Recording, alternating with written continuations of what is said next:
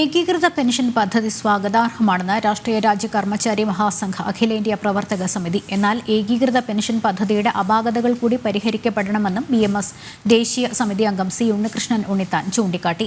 കേന്ദ്ര സർക്കാർ 12ാം ശമ്പള കമ്മീഷൻ പ്രഖ്യാപിക്കണമെന്നും RRKMS പ്രവർത്തക സമിതി യോഗത്തിനെത്തിയ ഉണ്ണികൃഷ്ണൻ ഉണ്ണിത്താൻ ആവശ്യപ്പെട്ടു. എറണാകുളം BMS സംസ്ഥാന കാര്യാലയത്തിലാണ് ദ്വിദിന RRKMS പ്രവർത്തക സമിതി യോഗം നടന്നത്.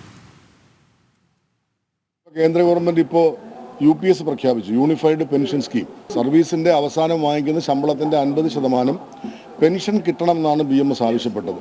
അതുകൊണ്ട് അതിന്റെ ആ യൂണിഫൈഡ് പെൻഷൻ സ്കീം അത് മീറ്റ് ചെയ്തു എന്നുള്ളതിൽ BMSന് അതിയായ സന്തോഷമുണ്ട്. BMS ആ കാര്യത്തെ സ്വാഗതം ചെയ്യണം. എങ്കിൽ കൂടി ചില അപാകതകൾ UPSലുണ്ട് എന്ന് ഞങ്ങൾ പറഞ്ഞിട്ടുണ്ട്. അതുകൊണ്ട് അത് പരിഹരിക്കണം. പ്രത്യേകിച്ച് അതിനകത്ത് നേരത്തെ ഓൾഡ് പെൻഷൻ സ്കീമിൽ ജീവനക്കാരുടേതായ കോൺട്രിബ്യൂഷൻ ഉണ്ടായിരുന്നില്ല. പക്ഷേ ഇപ്പോൾ ജീവനക്കാരുടെ 10% കോൺട്രിബ്യൂഷൻ ഉണ്ട്. അതുകൂടെ ഒഴിവാക്കണം എന്നാണ് BMS ആവശ്യപ്പെട്ടിരിക്കുന്നത്. കേന്ദ്ര സംസ്ഥാന ജീവനക്കാരെ സംബന്ധിക്കുന്ന ശമ്പള കമ്മീഷൻ പ്രഖ്യാപിക്കാൻ ഗവൺമെൻറ് തയ്യാറാകണം.